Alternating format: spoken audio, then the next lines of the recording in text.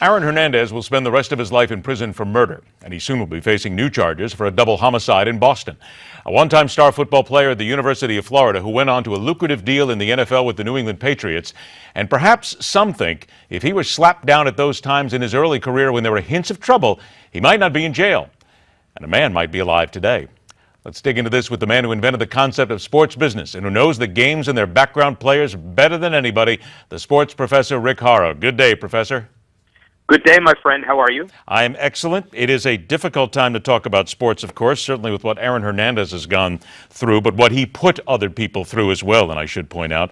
Rick, there's an issue here that needs to be discussed, and that is it all comes down to money in one way or another, but at the University of Florida, and this is the time that Aaron Hernandez was there, 31 arrests of Florida's football players from 2005 to 2010 under head coach Urban Meyer.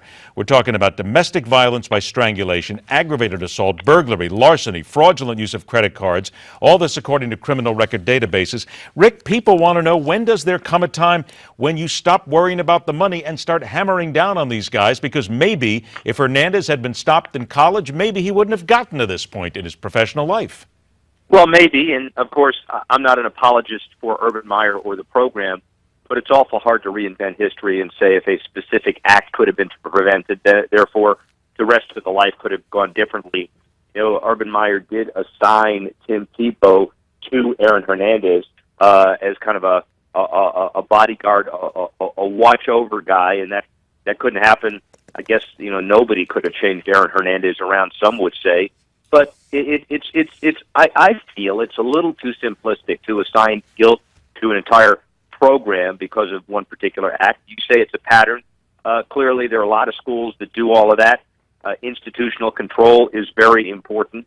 Looks like there was lack of it in that case. But again, the whole issue is what responsibility do colleges have to change behavior? Some, but it doesn't replace family, parents, the judicial system, et cetera, et cetera. It's all part of a bigger puzzle. Granted, absolutely. But isn't it fair to say that there are still people out there who wonder about institutional control versus money? Because college football is a huge moneymaker, and many times colleges will not punish these players or look to bury it because they've got star players. I mean, you and I've talked about this for decades, yet it still comes back to haunt us. You know, we shouldn't wonder about it. I'll even take your side, which is that we understand that money drives a significant amount of behavior on this.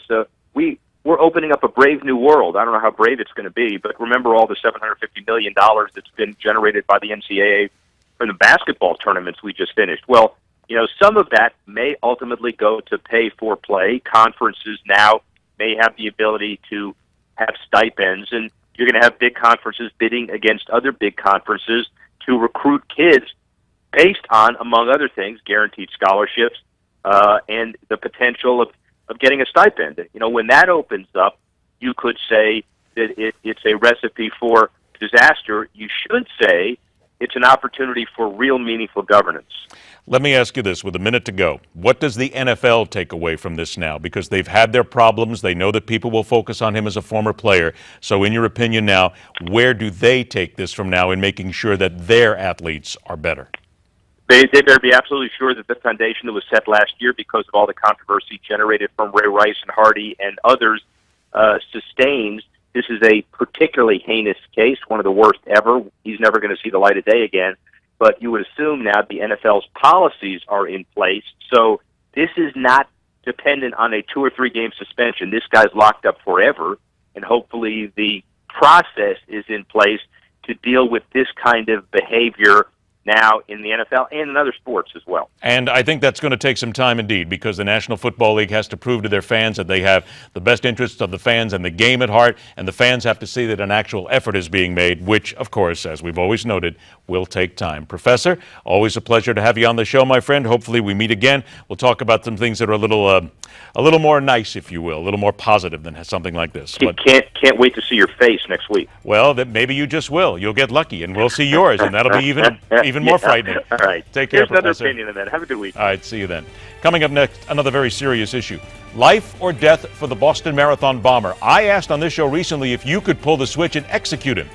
Your answers are next in Telling It Like It Is.